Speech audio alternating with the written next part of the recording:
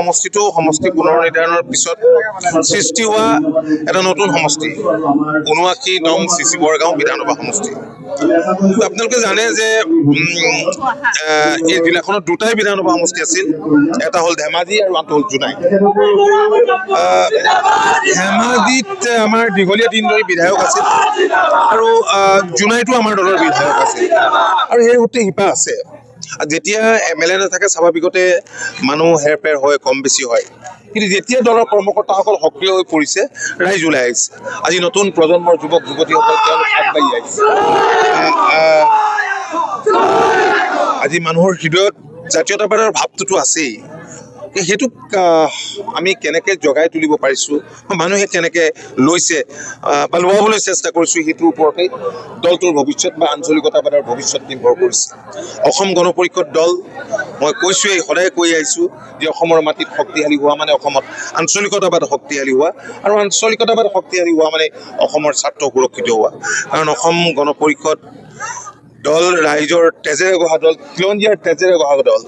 গতিকে দলটোক আমি সকলোকে, দলৰ যিসকল পুৰণা কৰ্মী আছিল বা জাতীয়তাবাদৰ বিশ্বাস থকা ৰাইজ আছে, সকলোকে আমি আহ্বান জনাইছোঁ বিনয়েৰে। আৰু সেইকাৰণেই দলৰ প্ৰতিজন কৰ্মকৰ্তাই বিভিন্ন ঠাইত দলটোৰ শিপাত সাৰ পানী দিবলৈ চেষ্টা অব্যাহত ৰাখিছে।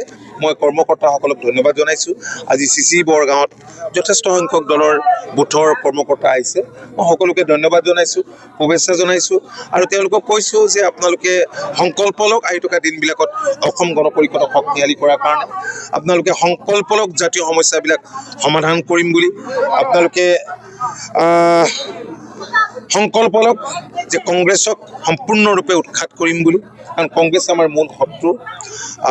এতিয়াও কংগ্ৰেছে ৰাজ্যবাসীৰ খিলঞ্জীয়াৰ স্বাৰ্থৰ বিপৰীতেই কাম কৰি আছে, সকলোৱে দেখিছে।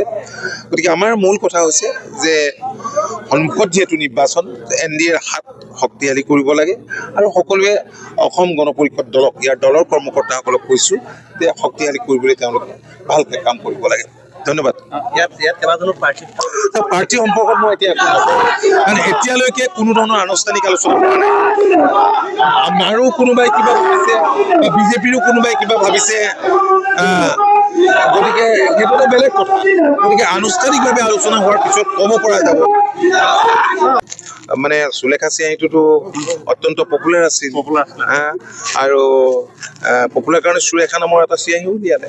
গতিকে এতিয়া যিবিলাকে জাতীয়তাবাদৰ কথা কৈছে, সকল জাতীয়তাবাদী, তেওঁলোকে কংগ্ৰেছৰ লগত থাকি কি জাতীয়তাবাদ কৰিব, আৰু নামটোতো একেধৰণৰ ল'বলগীয়া কোনো কথা নাছিলে। ঠিক আছে।